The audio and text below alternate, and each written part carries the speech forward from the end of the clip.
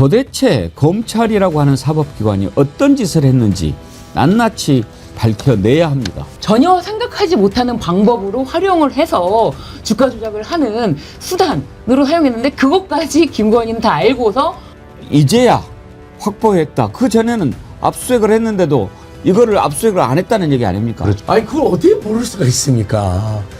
그러니까 알면서도 덮은 게 확실하다 봅니다. 검찰 이자들이 어떤 식으로 했는지를 밝히는 것도 매우 중요하다 이 말씀입니다. 부끄럽지 않니? 정말? 수사를 하는 척만 하고 기소하지 않는 그 권한을 행사하는 게 검사의 역설적으로 가장 큰 끝발이고 권한이다. 이번 기회에 정말 확실하게 개혁을 해야 될 것. 너네들이 무슨 검사냐? 국민들이 그렇게 묻고 있습니다. 네. 검찰이 몰랐다. 존재 자체를 몰랐다고 하는 건 말이 안 된다고. 네. 그리고 다른 중 이건 무능한 게 아니죠. 아주 나쁜 짓을 하는 거죠. 지금 기소가 된 것만으로 죄를 주는 거에 절대로 그쳐서는 안 된다고 봅니다. 밝혀지지 않은 것들이 추가로 기소가 돼서 단죄를 거기에 부응해서 해야 됩니다. 진실과 공정과 정의와 상식이 바로 서는 세상 올 겁니다. 예, 먼저 오늘 검찰부터 한번 좀 들여다보지요. 제가 몇 차례 얘기하지만 이번에 3대 특검은 그 밝혀져야 될 진실을 드러내는 것이 가장 중요하죠. 그렇게 해서 법정에 세우는 것, 단죄를 하는 것이 매우 중요한데 이 과정에서 빼놓지 말아야 할 부분이 바로 검찰입니다.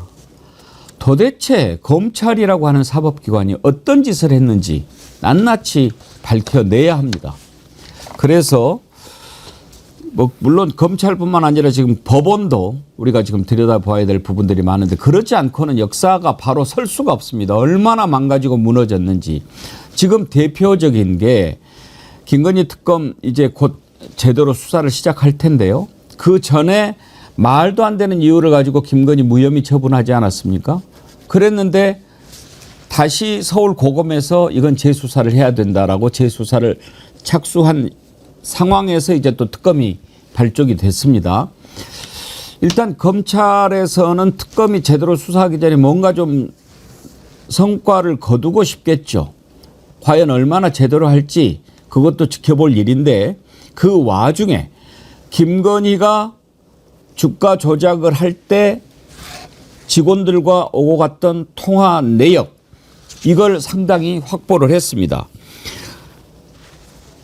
서울 고검 형사부에서 지금 하고 있는데요.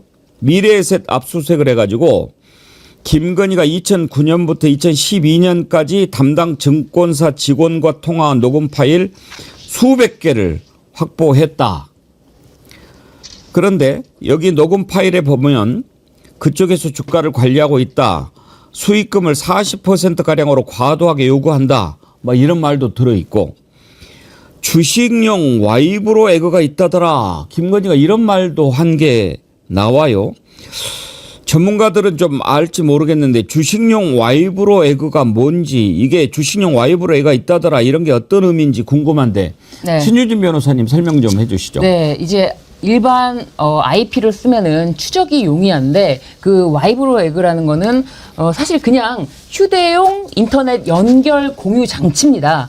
그런데 이거를 주가 조작범들은 이거를 사용하면은 이거는 휴대용 통신사, 그러니까 휴대전화 통신사를 이용하기 때문에 이게 IP가 계속 변경이 되기 때문에 이거를 사용하면은 이 IP 추적이 어렵다. 이것은 주가 조작범들에게 그 당시에는 유용한 어떤 수단이었는데 그거를 김건희 육성으로 아니 휴대용 와이브로 에그가 있다더라 이렇게 이야기를 한 겁니다. 그 에그라는 것은 그 와이브로 에그라는 것은 그 기계 쫙 그 달걀처럼 생겼어요. 그래서 달걀처럼 생겨서 에그라고 하는 네.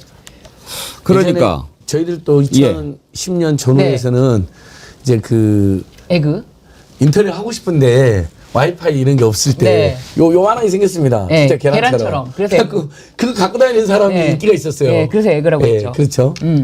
저도 기억이 납니다. 그러니까 이런 것을 이용하면은 IP가 접속할 때마다 바뀌니까 주가 조작 네. 하는 자들이 주로 사용을 했던 거군요. 그렇죠. 그렇게 그거를 아예 그냥 전혀 생각하지 못하는 방법으로 활용을 해서 주가 조작을 하는 수단으로 사용했는데 그것까지 김건희는 다 알고서 그런 애그가 있다던데 라고 오히려 직원에게 알려주는 거죠. 그러면 주가 조작을 수사하는 검사는 다른 것뿐만 아니라 그 부분에 관해서 좀 전문가들인데 자 주가 조작범이다 이걸 수사한다 그러면 기본 ABC가 있을 거 아닙니까? 그 압수수색을 뭐하러 합니까? 그러면 윤경호 소장님 이런 것들을 이제야 확보했다. 그 전에는 압수수색을 했는데도 이거를 압수수색을 안 했다는 얘기 아닙니까? 그렇죠. 그러니까 두 가지로 나눠볼 수 있어요. 이성윤 서울중앙지검장이 지휘를 해서 권성동 얘기로 탈탈탈탈탈 털었다고 했다는 그 시점, 그러니까 4년 전. 그러나 그때는 윤석열이 검찰총장으로 버젓이 버티고 있으면서 모든 사안을 다 지휘를 했죠. 그러니까 이런 압수수색 영장 신청하겠다고 하는 거를 다 제동을 걸었을 가능성이 높은 거죠. 그러면 작년 10월에 이창수 최상원 팀이 조상원 팀이 예. 무혐의 결정을 내렸던 그때는 이 미래에셋 계좌, 그러니까 말은 그래요. 증권사 직원에게 전화로 주문을 내린 게 아니라 홈 트레이딩 시스템이라는 걸로 주문을 내렸기 때문에 이런 녹취 파일이 있을 거라고 생각을 못했다라고 변명을 했다는데 결론적으로 보면 의도적으로 덮어주기나 아니면 의도적인 외면을 한 셈이 됐어요. 그러니까 아까 앵커께서 잘 말씀하셨는데 결국 김건희 특검에서는 이 검찰이 이런 짓을 한 그 정점에 누가 있었는가? 물론 당연히 윤석열이 있었을 것이라는 추정은 가능합니다만 현장에서의 지휘 그리고 영장을 신청했을 때 그걸 묵사발 해버리는 그런 것들에 대해서 낱낱이 파내서 검찰이 도대체 어떤 작태를 벌였는가를 이걸 매개고리로 낱낱이 밝혀내야죠. 이래놓고 수사를 했다고 이야기할 수 있겠습니까? 이미 이창수 서울중앙지검장한테 당시에 작년 10월인가요? 정청래 법사위원장이 압수수색 영장 청구 안 했지? 응?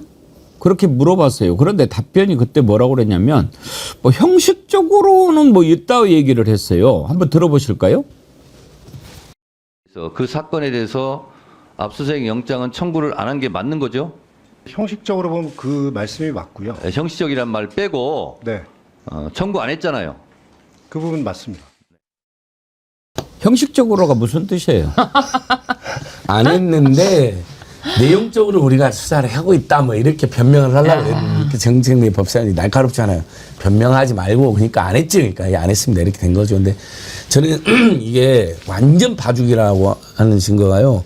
미래에셋 압수를 통해서 이제 이번에 새 재수사팀이 확보했다잖아요. 네. 그전 수사팀은 녹취가 있을 거라고 생각을 못 했다는데 사실 뉴스타파가 대선 전후부터 여러 김건희의 녹취를 공개하지 않았습니까? 여러 증권회사 직원들과 막 통화한 것을. 그럼 당연히 제가 검찰 수사관이면 초보 수사관이어도 미래에셋 직원한테 어이 그쪽도 녹취 있지? 다른 증권회사도 다 녹취 있던데 자동으로 녹취도 한 다음에 증권회사는 자동으로 녹취도 한다고 네. 하더라고요. 그거 내라 그러면 아니 그걸 어떻게 모를 수가 있습니까? 그러니까 알면서도 덮은 게 확실하다 봅니다. 예, 유재훈 님도요. 진작에 나왔는데 4년간 검찰에서 숨겨왔대요. 그랬을 수도 있어요. 그랬을 수도 있어요. 그렇습니다. 예. 지금 뭐 주가 조작, 김건희가 주가 조작했다. 관여했다. 개입했다. 실제로 주도했다. 이걸 모르는 국민 누가 있겠습니까? 이거를 밝히는 것도 중요하지만 검찰 이자들이 어떤 식으로 했는지를 밝히는 것도 매우 중요하다 이 말씀입니다.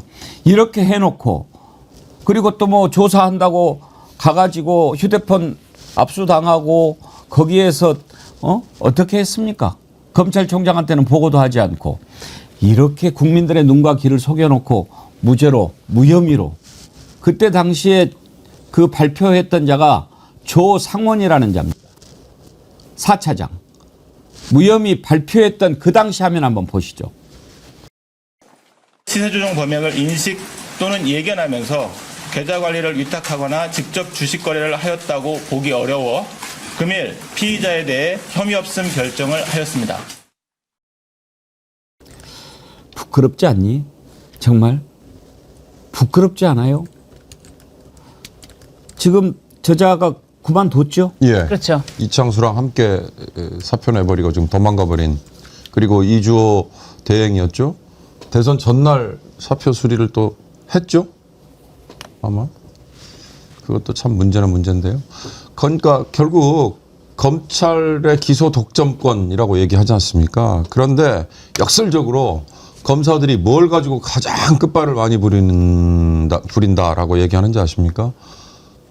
수사를 하는 척만 하고 기소하지 않는 그 권한을 행사하는 게 검사의 역설적으로 가장 큰 끝발이고 권한이다, 이렇게 말을 하거든요. 그러니까 저는 기회 있을 때마다 말씀드립니다만, 공수처라는 걸 만들었을 때 고위공직자의 부패에 대해서 따로 수사를 하는 기관이 생겼다라고 해서 의미부여를 하는 것보다는요, 그동안에 검찰만이 독점을 해왔던 기소 권한을 조금이나마 공수처에게 주어서 그걸 깼던 거, 저는 그거에서 큰 의미를 찾았거든요. 근데 이제 앞으로는 이제 기소만 담당하는 공소청이든 아니면 뭐 기소청이든 그렇게 개혁을 하겠다 그러니까 이번 기회에 정말 확실하게 개혁을 해야 될 것. 이런 자들이 무슨 검사입니까? 너네들이 무슨 검사냐? 국민들이 그렇게 묻고 있습니다. 제가 오늘 아침에 정말 재미있는 거 하나 봤어요. 조상원이라고 하는 자, 도대체 어떤 자인가 프로필을 좀 확인하려고 나무위키라는 데 있지 않습니까? 네. 거기를 들어갔더니 화면에 이렇게 떴어요. 조상원 뭐라고 나와 있습니까? 김건희 주가 조작 관련 실체 확인도 안 하고 말 그대로 믿고 수사 진행함. 진짜 나쁜 인간임. 나무위키에 조상원이라는 사람을 진짜 나쁜 인간임 이렇게 써놓길래 제가 저걸 보고 얼마나 우스웠는지 몰라요. 정말 부끄럽지 않습니까? 정말 최근 수정 시간이 6월 18일 20시 저녁 8시 4분에 정말 참을 수 없는 분노. 아, 이거 일부러 봐준 거였잖아. 너가 발표했지. 진짜 나쁜 인간임. 네.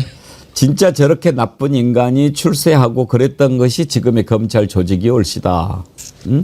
지난번에 헌법재판소에서 이창수, 조상원 또 여기에 최재훈이라고 반부패 수사 2부장 검사 있어요. 3명 탄핵 심판했죠. 네. 그때 정계선 재판관이 압수수색 영장 청구 안 했지라고 확인을 했어요. 한번 들어보시죠. 그러면 도이치모터스 수사와 관련해서 김건희 피의자에 대한 압수수색 영장을 청구한 사실은 없다는 것이죠? 예, 그렇습니다. 네. 도이치모터스 사건 혐의 사실로는 없습니다. 김건희 피의자의 증권 계좌가 한국거래소 등 압수수색 과정에서 확보는 되었다는 것이네요.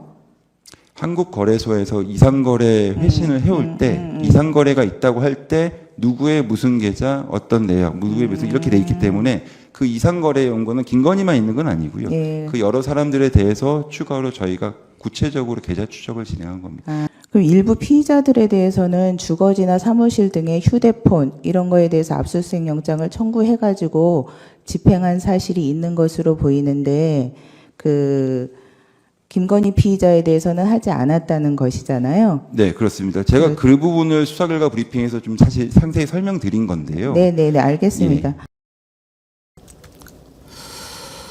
자, 저렇게 해왔습니다. 이제 그게요. 윤석열이가 대통령일 때 야, 검찰 뭘 걱정하라냐. 내가 다 잡고 있는데 그렇게 했겠죠. 근데 그렇게 하면 그렇게 또 따라가는 것이 검사들이 할 짓입니까? 이번 내란 때 군인들은 어떻게 했습니까? 그 명령 부당하다고 지키지 않은 군인들이 많았습니다. 근데 검사라는 자들이 이렇게 했습니다. 적어도요, 지금 이제 특검을 통해서 어떤 식으로 해왔는지 다 드러나겠지만 일단은 지금 이런 자들에 대해서 검찰 내부에서 감찰을 한다든지 뭔가 좀 해야 되는 거 아닙니까? 민주당의 장경태 의원이 그런 지적을 했던데 한번 들어보시죠.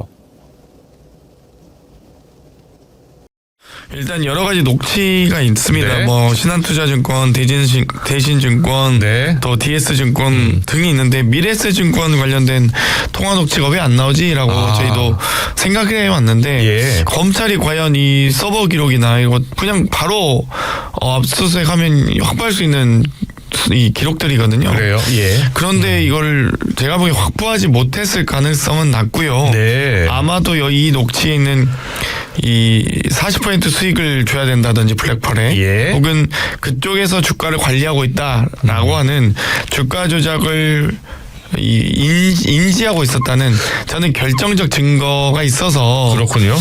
예. 아마 이 통화 녹취를 수사를 안 한 거 아니냐라는 생각을 갖고 있습니다. 그래서 예. 아마 이 도이치모터스 주가 조작이나 혹은 예. 명품백마저도 불기소 불송치 결정을 했던 검찰 해당 그 검찰 검사와 예. 수사관에 대한 최소한의 감사는 감찰은 좀 필요하지 않나라고 그래요? 생각하고요. 예. 아니 정말 무능해서 뭐 당연히 미래에셋 계좌와 통화가 있는 걸 알면서도 안 했다면 예. 왜 안 했는지 물어봐야겠죠. 예. 그 통화 내용. 저거 어떻게 해야 됩니까, 신유진 변호사님? 지금 말씀하시는 부분은 최재훈 반패부장 지금 좀 전에도 화면에서 나왔지만 최재훈 이자는 복직을 했습니다. 이창수, 조상원, 최재훈까지 모두 이제 탄핵 소추가 돼서 탄핵 심판했는데 결국에는 검찰이 증거를 제출하지 않은 거 아닙니까? 그래서 이것에 대해서 헌법재판소가 더 이상 추가로 살펴볼 게 부족하다라고 해서 탄핵소추가 기각된 거지 이자들이 결코 아무런 잘못이 없어서 기각되는 것은 아니다라는 것이 결정문에도 쓰여 있습니다. 그런데 이창수 조상원은 도망을 갔는데 최재훈이 다시 복직을 했기 때문에 이 최재훈에 대해서 그냥 둘 수는 없지 않습니까? 그리고 현직에 있으면서 또 이자가 무슨 일을 꾸밀 수도 있고 그렇기 때문에 이자에 대해서는 충분히 감찰을 통해서 징계 반드시 해야 된다. 그리고 형사처벌까지 손을 대야 되는데 사실 검사가 사건을 덮는 데 있어서 형사처벌 된 사건이 지금까지는 없지만 이런 것도 이제 더 이상은 봐줄 수 없는 거 아닙니까? 이건 다 밝혀낼 수 있다. 미래에셋만 쏙 빼놓은 거는 미래에셋에 가장 많은 녹취가 있기 때문에 이런 걸 사전에 입수하지 않았을까? 이런 의심을 할 수밖에 없는 거고요. 이런 것까지 밝혀내서 형사처벌까지 꼭 가야 된다라고 말씀드리고 싶습니다. 장경태 의원도 똑같이 그 지적하시네요. 다른 증권사하고 녹취록이 다 있는데 미래에셋 녹취록만 검찰이 몰랐다. 존재 자체를 몰랐다고 하는 건 말이 안 된다고. 그리고 다른 증권사의 녹취록은 실제로 권오수의 유죄 판결의 증거로 그게 활용이 됐어요. 네. 그러니까 할 말이 없는 거죠. 그러니까 기본 중에 기본을 지키지 않은 것, 이건 무능하니까 혼을 내야 되겠지만 이건 무능한 게 아니죠. 맞아요. 아주 나쁜 짓을 한 거죠. 할 일을 안 하고 왜 그랬습니까? 김건희니까, 윤석열이니까 그런 거 아닙니까? 이런 걸 가지고 국민들을 속이려고 하면은 안 되죠. 나쁜 사람들입니다. 나쁜 사람들인데요. 이제 다시 한번 말합니다. 김건희의 이런 온갖 죄가 다 드러나고 검찰이 어떻게까지 했는지 다 밝혀지고 또 한 가지 중요한 게 있습니다. 이 김건희 주가 조작은요, 윤석열 대선 기간에도 나왔던 문제입니다. 그때 윤석열이 뭐라고 얘기했는지 한번 들어봐야 됩니다. 이건 지금 지난번에 이재명 후보 어떻게 했습니까? 뭐 그거 뭐 저 과장된 표현을 했는데 허위사실 유포라고 그래가지고 아예 대선 후보 자격을 박탈하려고까지 하지 않았습니까? 그런데 이 윤석열의 말이야말로 허위사실 유포 아닙니까? 이렇게 해서 대통령 된 거 아닙니까? 이거 대통령 된 거를 무효로 해야 됩니다. 그때 김건희 주가 조작에 관련해서 윤석열이가 뭐라고 그랬습니까? 맨 처음에 손해봤다고 그랬어요. 그랬다가 나중에 이거 좀 안 될 것 같으니까 손해본 것도 없고 이익 본 것도 있고 뭐 이렇게 막 말 바꾸다가 한번 들어보시죠. 수천만 원의 손해를 보고 돈을 전부 인출을 했다고. 당연히 주식했죠. 두 번째로 제 처가 손해 본 것도 있고 뭐 좀 번 것도 있고 하니까 정확하게 그 수익이 얼마나 되는지는 알 수 없습니다. 그랬는데 23억인가 24억인가 되잖아요. 23억으로 이제 검찰 이제 보고서에 나옵니다. 사건 보고서에. 그러니까 윤석열은 얼마나 심각한 거짓말이냐면 이게 이제 2차 주가 조작 시기가 2012년 12월이잖아요. 일관되게 자기와 결혼 전 일이라고 합니다. 근데 결혼이 2012년 3월이거든요. 그러니까 결혼 후에도 1년 가까이 계속됐던 겁니다. 그 녹취도 아마 남아있을 겁니다. 그리고 뭐 구체적으로 수익금 40%가량을 요구하고 있다. 수익이 남으니까 요구도 했겠죠. 작전에 성공했으니까 그 금액이 무려 23조인데 4천만 원 손해봤다. 결혼 전일이다. 이정필 그 주가 조작 선수 이정필 뭐 골드만삭스 추진해서 우리가 붙었는데 손절했다.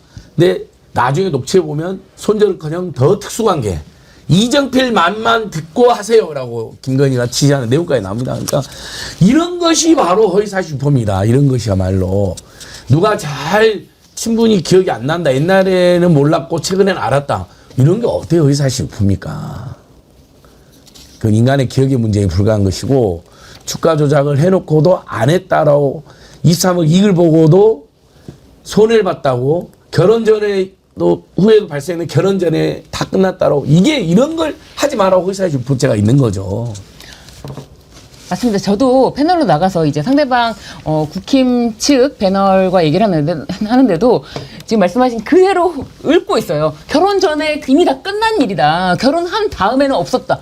아니 이건 팩트 체크가 좀 필요한 부분 아니냐. 정확하게 아셔야 된다. 결혼 후에도 2차 시기에도 가담이 됐고 이거에 대해서도 확인이 안 되는 상태로 말씀하시면 안 된다.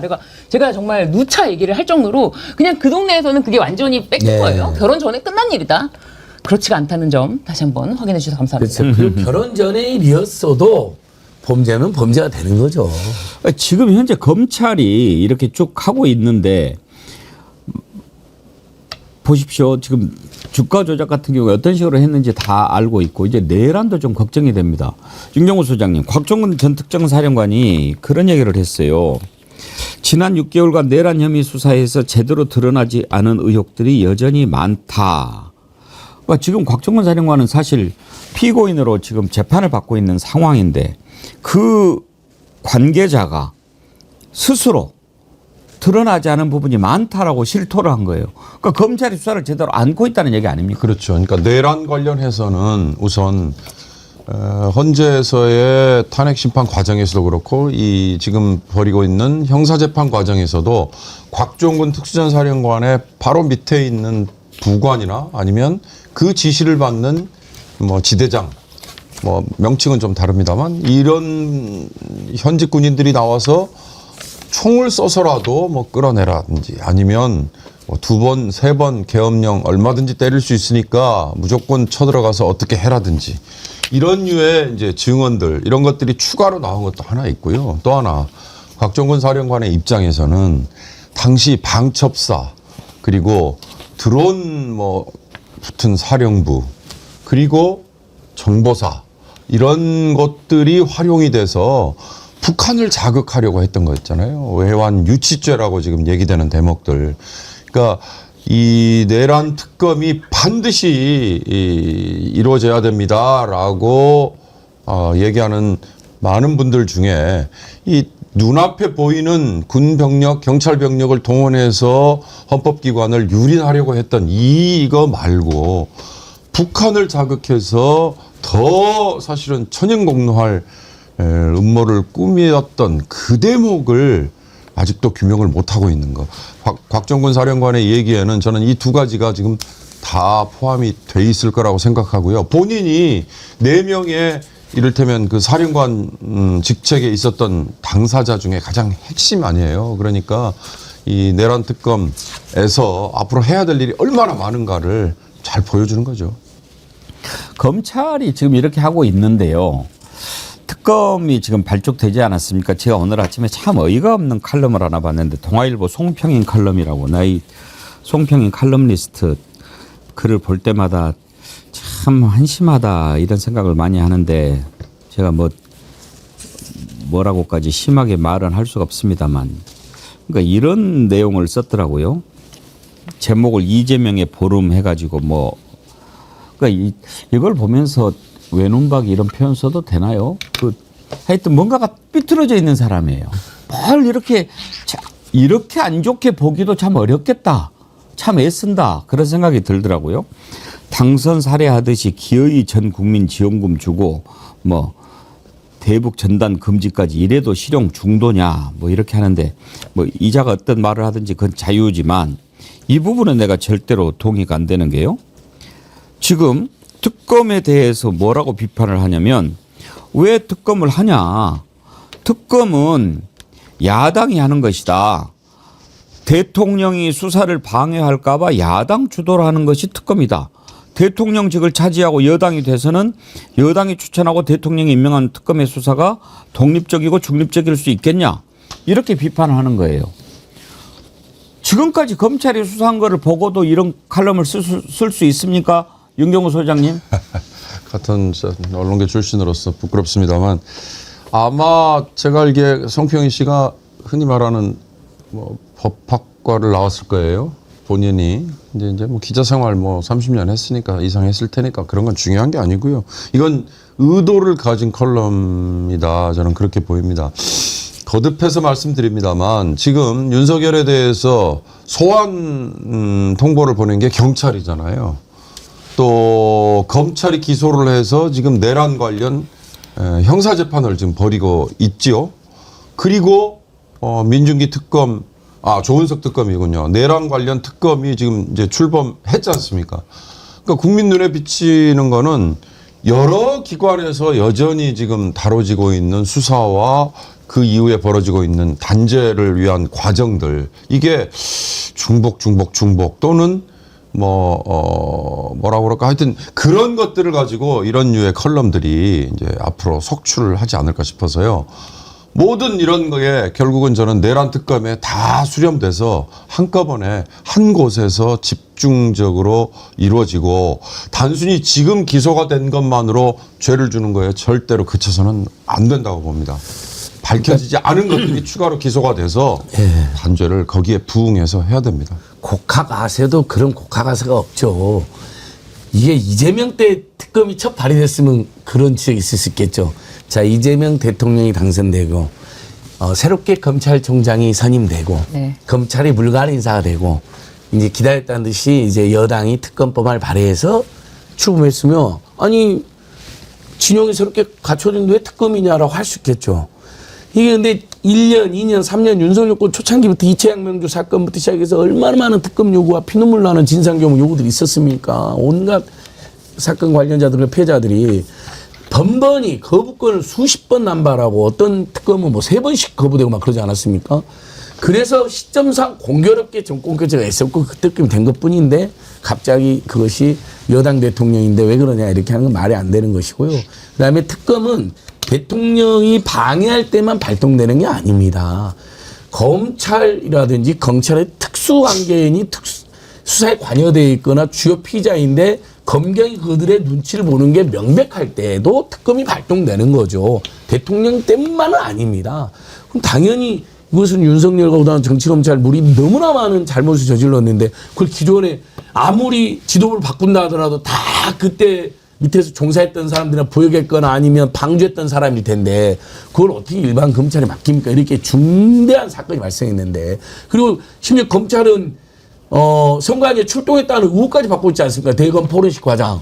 그 다음에 지금 심우정이는 비화폰까지 사용한 것도 밝혀지고 있는데 그걸 검찰에 맡긴다? 그러니까 송평인 씨는 언론인의 자격 자체가 없는 겁니다. 그냥 국민의힘으로 가세요. 그냥 그럴 거면. 오죽하면 조선일보에서 총선 전에 김건희 특검을 받았어야지. 총선 전에 김건희 특검이 마지막 기회였다. 만약에 그때 김건희 특검을 받았더라면 지금 아직도 윤석열이 대통령일 텐데 하는 생각을 그 생각을 밝히더라고요. 조선일보에서는. 최소한도 그때 특검 받았으면 특검이라도 윤석열이 임명하지 않습니까? 그렇죠. 그때 그렇죠. 특검 받았으면은 사실은 뭐 특검과 검찰 뭐 특별히 차이점을 못 느끼겠지만 그래도 뭐 한다 이런 것 때문에 참 그래서 당시 조선일보가 한동훈한테 그런 조언을 했다는 소문이 난 겁니다. 네. 네가 살려면 네. 김건희 특검 받아야 될 것 같다. 네. 그래서 한동훈이 말이 막 바뀝니다. 네. 김건희 특검이란 말은 차마 못하고 그 도이치 특검이라고 이렇게 그래서 그렇죠. 무슨 독일 국민들이 항의할 수 있는 사태. 뭐 독일이 잘못한 것도 아닌데 도이치 특검. 도이치 모터스도 아니고. 네, 도이치 특검이라고 그런 그랬죠. 풍자가 돌았는데 네. 그러면서 약간 혼돈한 거죠. 그걸 김건희가 포착을 한 겁니다. 포착해서 저것이 우리 특검법 찬성할 것 같다. 김건희 특검법.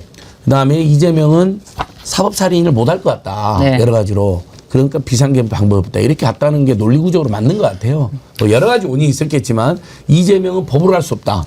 윤석열이 했다는 말. 그다음에 한동훈이 흔들린다. 특검 찬성할 수도 있다. 그러면서 그러면 근데 명태균이가 곧 음성 파일도 공개한다. 이것들이 시시각각 조여지면서 비상특검으로 싹 쓸어버리려고 한 거 아닌가. 심지어 그때 당시는 김건희 비상적으로. 특검이라는 말을 방송에서 쓰지 말아라 라고 해서 김건희 특검이라는 말은 옳지 않다. 이런 얘기를 했습니다. 제가 그때 총선 전에 방송을 하고 있어가지고 KBS에서 김건희 특검 말씀하지 마세요. 조심해 주세요. 이것도 나중에 엄청난 언론 흑역사인데요. 네. 우리나라 모든 특검법이나 법률에 여사라는 말이 들어가는 법도 없고 제목도 없습니다. 근데 이 김건희 특검법만은 여사가 들어가 있습니다. 와, 세상에. 여기서 우리가 보통 호칭을 아는 것, 지책을 안 쓰는 것은 전부 다 그것은 우리가 평화하거나 반말하려고 그런 게 아니라 일종의 그 이름이 대명사가 되기 때문에 그렇게 하는 거잖아요. 법률이든 뭐든. 유일하게 김건희 특검법만 김건희 여사 특검법으로 되어 있습니다. 그 김건희 특검법 안에 여사가 들어가게 된 이유를 밝히기 위한 특검을 만들어야 될 것 같은데요. 맞습니다. 그건 윤석열, 김건희가 윤석열을 시켰고, 그러면서 윤석열이 국힘당이랑 방통위 이런 데 지시를 내려가지고, 와, 그때 한번 네. 방송 도중에 김건희라고 했다가 앵커가 중간에 끼어들어서요. 잠깐만요. 패널님, 김건희 여사라고 하시죠. 이런 짓거리들을 했다니까요. 맞아요. 그게 그리고 SBS였던가요? 여러 군데에서 그랬습니다. 여러 군데서 그랬나요? 아니, 그 SBS는 여사라고 제지를 안 했다고 징계로 올라갔습니다. 예. 와, 이건 진짜 따로 밝혀야 되는데요. 정말. 제가 몇 차례 말씀드렸던가요? 제가 그 전에 하고 있던 방송에서 그만두게 된 이유가 예. 네. 김건희를 이야기하지 말라는 거예요. 그래서 어떻게 그럴 수가 있냐. 그러면 좀 그래서 알았다. 그렇게 된 거 아닙니까? 그러면서 내가 그 말을 들으면서 제일 웃었는데 저기 윤석열까지는 괜찮은데 김건희는 곤란하다는 거예요. 그래서 야 이거 참 진짜? 나라가 이렇게 가는구나. 맞습니다. 제가 정말 놀랐죠. V제로. 아까 곽종근 예. 사령관이 밝혀지지 않은 변증만 올리는 그것도 거기에 포함되어 있는 게 하나네요. 윤석열이 도대체 계엄을 때려가지고 뭘 하려고 했던 것이냐. 종신집권을 하려고 그런 거냐. 김건희를 통일 대통령 운운하는데 그거 만들려고 했던 그런 망상에 빠져 있었던 거냐. 이런 것도 만약에 하나 정말 그런 거론이 된 게 있다면 정말 밝혀야죠. 국민들이 알아야죠. 그리고 또 하나만 추가하자면요. 예를 들어서 합참 같은 데가 이번 내란 특검에 오히려 합참은 역공을 당한 거다. 오히려 그냥 눈 뜨고 자기들은 당하기만 했다라고 말은 하는데 정말로 합참이 손 놓고 있었느냐. 왜냐하면 합참 의장은 군령권을 다 쥐고 있잖아요. 그런데 계엄사령관을 육군참모총장을 시키고 그다음에 특수전사령관 등등의 4명의 그런 특수부대 사령관들을 써서 그렇게 쿠데타를 하려고 했다. 합참은 정말로 손 놓고 있었던 거냐. 그 대목도 지금 밝혀져야 될 중요한 예. 자, 다음으로 넘어가기 전에 전광명님 재미있는 방송에서 좋아요가 적습니다. 계엄령 하기 전에 누르세요. 야, 그분. 제가 이 말씀을 드린 것은 올라가네요. 올라갑니다. 동접이 2만 명이 넘었다는 말씀이고 좋아요가 1만 명이 안 됐다는 말씀이에요. 여러분 이제는 다 눈치채셨죠? 자, 그 다음으로 김용현 이자가요. 우리가 얼마 전까지 지기현이가 야, 너 보석으로 풀어줄게.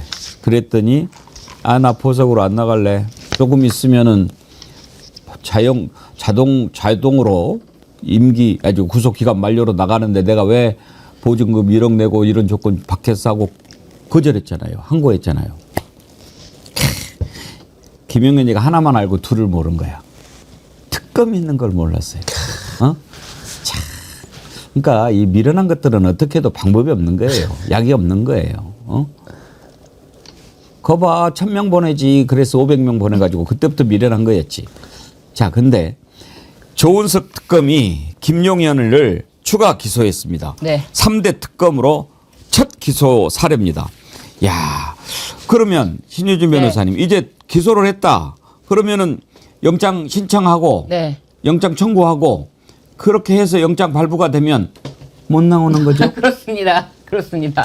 지금 아이고야, 잠깐이라도 햇빛을 볼 수 있었는데. 네, 6월 정말 이렇게 전격적으로 이렇게 가능한가에 대해서 의문을 가질 수도 있겠지만 지금 특검법에는 준비 기간에도 수사를 개시할 수 있다라는 조항이 있고요. 그렇기 때문에 18일 6월 18일인가 어제입니다. 어제 기록을 넘겨받았고 그리고 어제 야간에 공소 제기를 했습니다. 추가 기소를 했습니다. 그렇기 때문에 이제 추가 기소를 통해서 다시 한번 구속 사유가 생기는 것이고 사실 이거는 너무나 의문이었던 게 김용현에 대해서 증거인멸이라든지 뭐 공무집행 방해라든지 이거를 왜 추가 기소를 하지 않았느냐라는 지적을 어마어마하게 했어요. 그런데 과연 특검이 특검 보도 임명되기 전에 과연 특검 혼자서 이런 처리를 할 수 있을까? 이것에 대한 걱정은 됐거든요. 그래서 아무래도 6월 26일까지는 조금 시간이 촉박해서 잠깐 빛을 보고 7월 달에 다시 들어가는 건가? 이렇게 생각을 했는데 조은석 특검 아무래도 이제 확 주목을 받을 수밖에 없습니다. 네. 그러니까 검찰도 그렇고 법원도 노골적으로 봐주게 한 거 아니에요, 지기현이가. 6개월 안에 선고도 안 하고 그냥 슬렁슬렁 재판 2주에 한 번 막 이런 식으로 하니까 세워라 내워라 가는 거 아니에요? 그럼 구속기간 끝나서 풀어라고.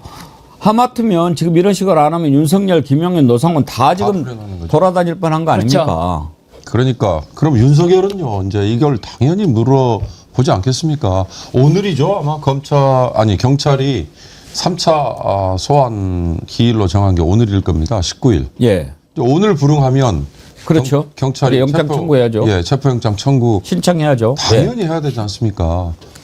그러니까 김용현에 대해서 추가 기소했다 그러니까 당장 그럼 윤석열은요 이렇게 그렇죠. 네. 묻고 있지 않습니까? 국민들이 묻고 있습니다 지금. 아니 정말 그 이재명 정부랑 조은석 잘한 거죠.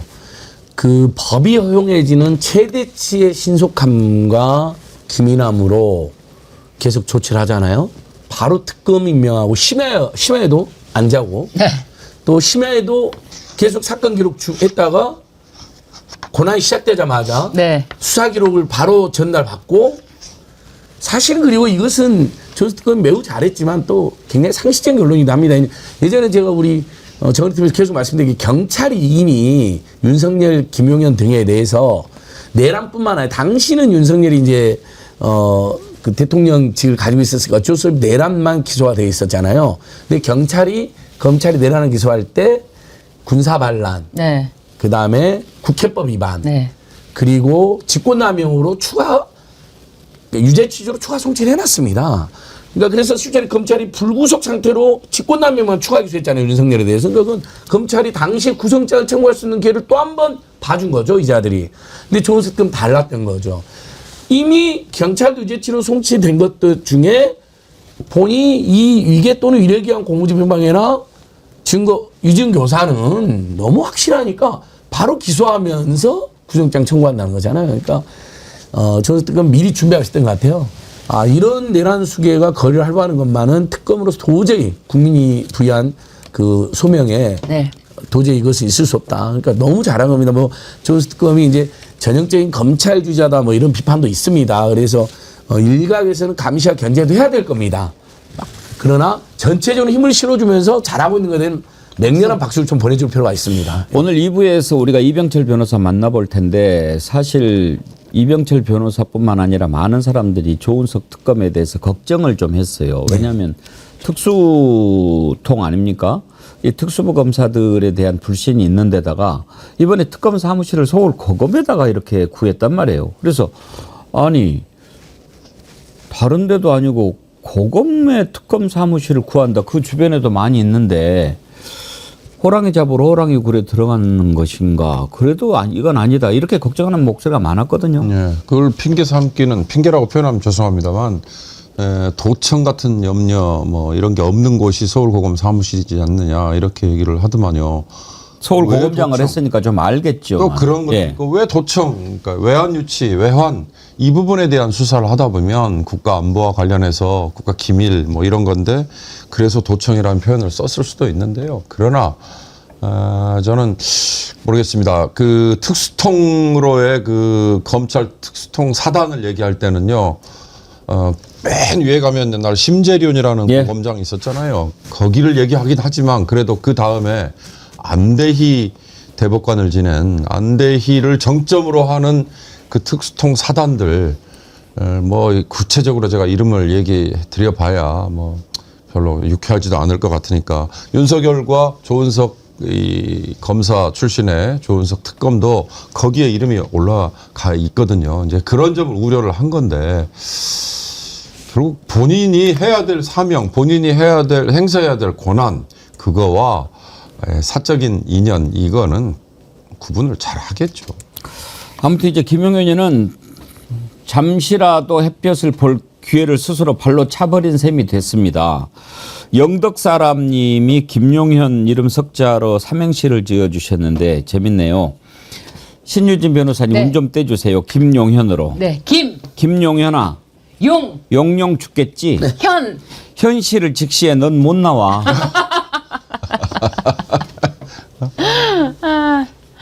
센스가 넘치시네요. 예. 정어리 선크림 드리도록 하겠습니다. 자, 이렇게 3대 특검이 활발하게 시작했습니다. 조은석 특검의 발빠른 김용현 추가 기소 기대할 만합니다. 일단 뭐 특검 사무실 가는 것 같고 조금 의심들을 했는데 이렇게 하는 모습을 보면서 또 다시 기대를 가져보고요.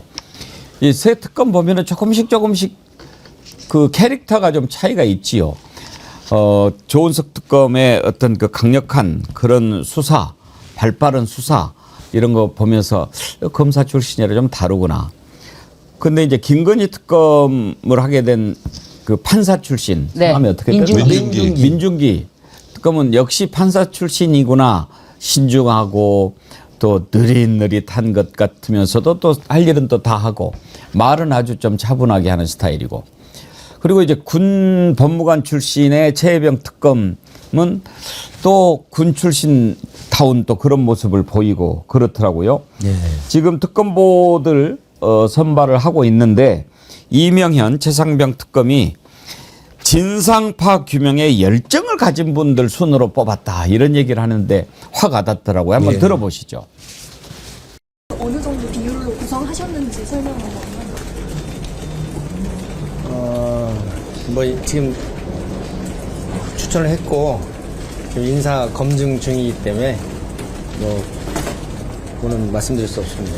혹시 특검보 후보자는 어떤 기준으로 선정하셨는지 어제도 말씀드렸듯이 열정을 실체적 진실 파악에 규명에 가장 열정을 가진 분들을 순으로 했습니다. 네, 다른 특검의 경우에는 특검부가 없는 상황에서도 수사기관과 업무 협의를 진행했는데 오늘 계획 있으신가요? 아닙니다. 특검부 임명되면 그분들과 상의해서 그렇게 진행할 생각입니다. 그럼 공수처랑 국방부랑 협의도 아직인 거죠? 네네. 오늘도 계획 없으시죠? 네네. 그럼 순직 해병 초동수사 맡은 해병대 수사관 파견을 받을 의사가 있으신가요? 네네. 그 여러 군데에서 여러 곳에서 파견을 다 받을 예정입니다. 예.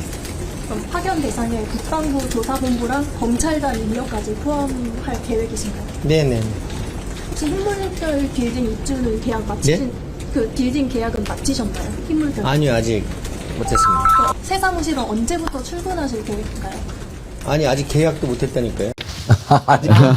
제가 봤을 때는 저 부분인 것 같아요. 새 사무실을 아직 계약도 못했다. 사무실 들어가서 어쨌든 공간이 있어야 되잖아요. 공간이 있어야지만 본인이라도 뭐라도 할 텐데 그런 게 아니니까 조은석 특검에 대해서 이제 왜 검찰로 들어갔느냐라고 했지만 사실은 검찰로만 본 게 아니고 경찰이든 검찰이든 정부 가천청사든 정부 기관을 이용하겠다라고 처음부터 밝혔거든요. 그래서 공수처에도 가봤어요. 그런데 공수처는 진짜 열악하거든요. 거기는 사무실 자체가 정부 청사에 오히려 새들어 사는 데라서 여기서 더 새들 수는 없겠다. 이제 그런 생각이고 고검이 널널하다는 걸 본인이 경험해서 알잖아요. 사실 고검은 그렇게 바쁠 일도 없죠. 일도 없거든요. 예. 일도 없고 공간은 사무실도 많고 엄청 크고 그리고 고검장들 사무실이 어마어마하게 크거든요.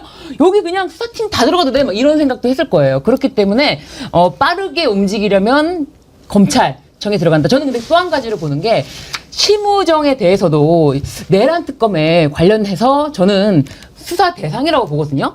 그렇다면 심우정 현직 검찰총장을 또 기소한다면 아무래도 그에 합당한 좀 건물도 정부 청사에서 빠르게 시작하는 것도 좋지만 고검에서 하는 것이 또 사기 측면에서도 좋지 않을까. 저는 심우정도 내란 특검으로 기소가 될 것이라고 예견합니다. 워낙 검찰을 못 믿어서 그렇게 맞습니다. 하는데 우리는 조은석 특검을 믿어 줍시다. 그리고 이제 조은석 특검이 여러분 그 과정을 좀 보실 필요가 있어요.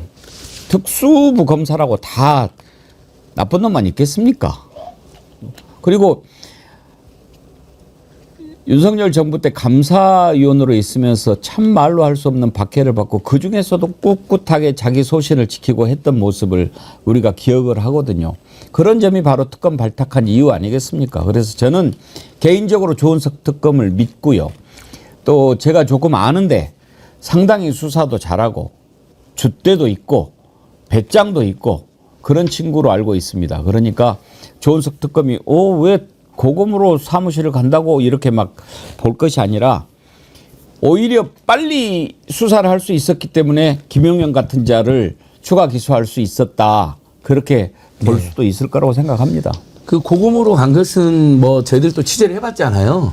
진짜 공수처 경찰 뭐 다 여기저기 다니고 수사 협조를 받으러도 다니고 자료 또 이첩받으러도 갔지만 장소 물색이 네. 굉장히 중요한 원인이었는데 진짜로 어쨌든 이번 특검은 대규모이기 때문에 그 놈이 빨리 들어갈 수 있는 서울 고검이었다. 근데 하지만 어쨌든 이제 이명박 정권 때 용산 참사 수사한 거에 대해서 그 피해자들이 비판도 하고 시민사회 일각에서 지적도 합니다. 그래서 저는 우리 애청자들께서 당연히 그런 점들에 대해서 걱정도 하고 주권자들이 견제도 하면서 다만 2016년대 김의겸 전 의원이 밝힌 것처럼 저도 그때 제가 국정농단 그 범국민 대책위 대변인이어서 너무 잘 알고 있는데 당시 이진동 뉴스버스 기자 그다음에 한겨레 김의겸 기자 이제 이진동 씨는 당시에는 TV조선 사회부장으로 이제 최순실 국정농단 폭로하던 사람이니까 그때 가장 많이 내부적으로 도와준 사람이 조은석 검사인 거 저도 당시 알고 있었어요. 근데 공익제보자 내부제보자 신문이니까 졸업자 신문에 우리가 그걸 공개할 수는 없었는데 그때 제 느낌이 뭐냐면 저도 그랬어요. 이명박 때 참 내가 저 사람 싫어했는데 어찌됐든 그건 그것대로 비판하겠지만 이 박근혜처럼 국정농단에 대해서는 그래도 안에서 우리를 도와주는 그나마 몇 안 되는 검사가 있다니 그나마 양심은 있고 그래도 상식이 있는 사람이구나 이런 제 느낌이 있었고 그다음에 이제 감사원에서의 그분의 그 활약상은 따로 한번 우리가 언급해야 될 정도로 굉장히 중대했습니다. 이 유병호 사무총장파 이 사람들 패거리 이름이 타이거파입니다. 근데 호랑이 호자가 있어서만 타이거파가 아니에요. 실제 등치도 크고요. 말도 험악하게 하고 주짓수도 합니다. 무술도 해요. 그래서 감사원에서 분위기를 어떻게 잡냐면요. 그냥 자기 패거리들 만들고 승진시켜주고 문재인과 이재명 물어뜯는 감사만 하는 게 아니라 몸으로도 위압감을 주고 돌아다녔대요. 감사원 직원들이 여러 명 제보하면 막 우우하면서 옛날 동네 건달들이 니들 협조 안 하면 뒤져 뭐 이런. 감사원 아니고 공포 분위기였대요. 근데 조은석이 거의 뭐 혈혈 단신 또는 한 두세 명하고 그 무시무시한 세력에 맞서서 끝까지 사람 한 번도 체제나 유병호에 대해서 탈바하지 않았어요. 조은석 특검 정도의 강단이 없으면 유병호하고 맞서 싸우기 그러니까 쉽지 제가 그래서 그 않죠. 말을 드린 겁니다. 그냥 패거리로만 장악되고 윤석열의 직계로서 내가 최고야라고 다닌 게 아니라 몸으로도 건달들처럼 등치도 크고 진짜 무술을 진짜 하고 감사원 안팎을 공포 분위기로 몰았다는 거예요. 그러니까 그것 때문에 굉장히 감사원의 양진 직원이 힘들었는데 지금도 계속 이제 제보 같은 거 오잖아요. 그걸 버텨낸 강단이 있다. 그 다음에 그 오기가 있다. 요런 거는 우리가 좀 객관적으로 인정을 해야 될 것 같습니다. 유병호도 어디선가 곧 이름이 나올 겁니다. 곧 구속된다고. 곧 나올 제일 겁니다. 감사원은 예. 아주 가장 망가뜨린 자입니다. 유병호 얘기가 나오니까 최송화 님이 슈퍼챗 보내시면서 앵커님 슈퍼챗만큼 욕해도 되나요? 천벌 받고 벼락 맞을 놈들. 돈으로 그거 얼마나치 이렇게 되나요? 아, 참 재치 있으세요. 아니 이명현 특검이 한 얘기요. 예. 진실 실체 규명에 열정을 가진 예. 분. 우리 특검 보호의 자격이 엄격하죠. 예. 변호사 아니면 안 되나요?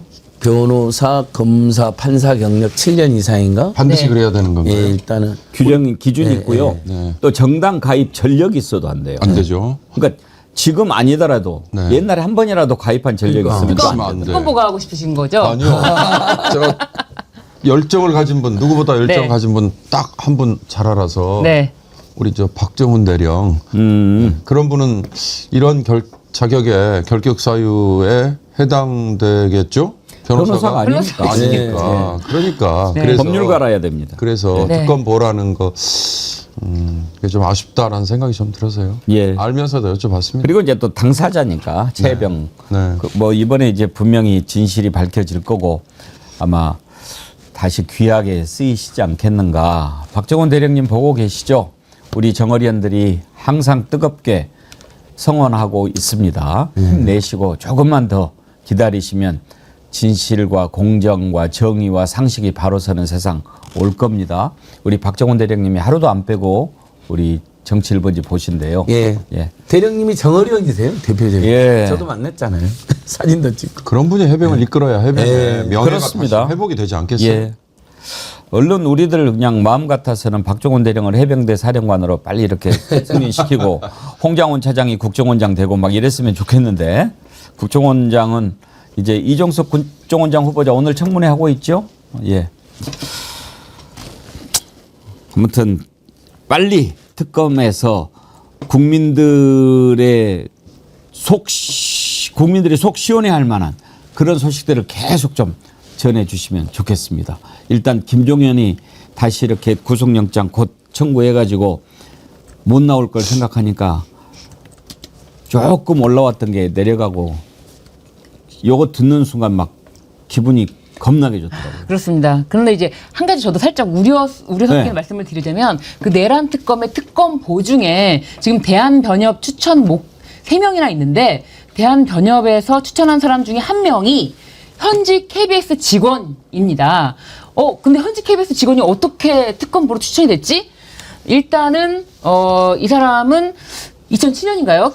춘천 KBS로 입사해서 기술직으로 입사해서 회사를 다니다가 나와서 로스쿨을 가서 변호사 자격증을 따고 다시 KBS에서 입사해서 20년간 KBS 직원으로 일하면서 현재 뭐 사내 변호사라고 하는데 문제는 박장범, 박민 문제가 좀 있지 않습니까? 예. 그런데 박민의 인사청문위원 준비를 맡았고 그리고 박장범 사장일 때 이제 전략기획실로 승진을 했다고 합니다. 문제는 KBS 이제 노조에서 걱정스러운 목소리가 나오는 거는 KBS도 오히려 내란에서는 자유롭지가 못하다. 왜냐하면 윤석열이 밤 10시에 KBS에서 생방송이 예정되어 있으니까 막을 수가 없다. 계엄을 이거를 멈출 수가 없다라고 이상민이 요렇게 윤석열이 말했다라고 그쵸. 이상민이 경찰에서 진술한 내용이 있고요.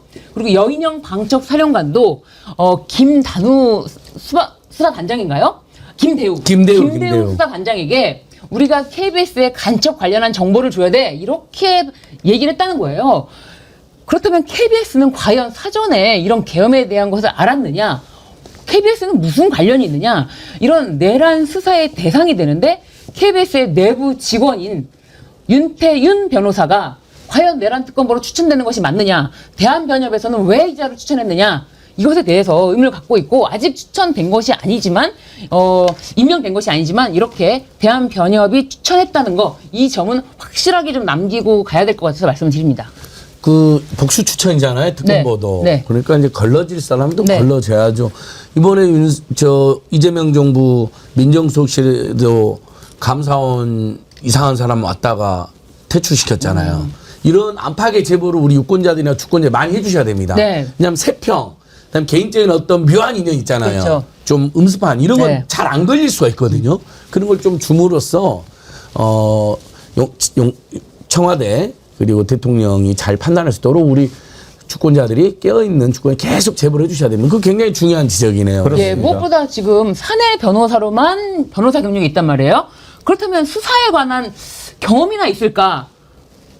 그렇죠. 근데 이 부분도 그렇죠. 문제가 이건 있다. 다행히 조은석 특검이 추천한 픽업한 게 아니라 대한변협의 대한변협에서. 추천을 의뢰한 거기 네. 때문에. 그래서 추천인 거죠. 네. 그래서 특검보를 마음대로 임명해버리는 게 아니고 또 이렇게 추천하면 특검보도 대통령이 임명하죠. 그렇습니다. 그러면 이제 검증을 하고 특검보까지는. 그렇게 하는 과정이 있으니까 뭐 그런 사람들은 걸르지 않겠습니까? 네, 신유진 그러니까요. 변호사님이 좋은 지적을 해주셨네요. 네. KBS에서 걱정을 하고 있고 예. 변호사들끼리는 또 아니까 아니 왜 이 사람을 했을까? 그런데 또 대한변협의 감사로 있다고 합니다. 그러니까 아무래도 대한변협 회장과 친분이 있지 않을까? 좀 이런 의심도 되고요. 그러네요. 네, 그렇습니다. 하여튼 이제 곳곳에 많아요. 말로 할 수 없는 그 거미줄 같은 네트워크가요. 정말 이번에 다 걷어내야죠.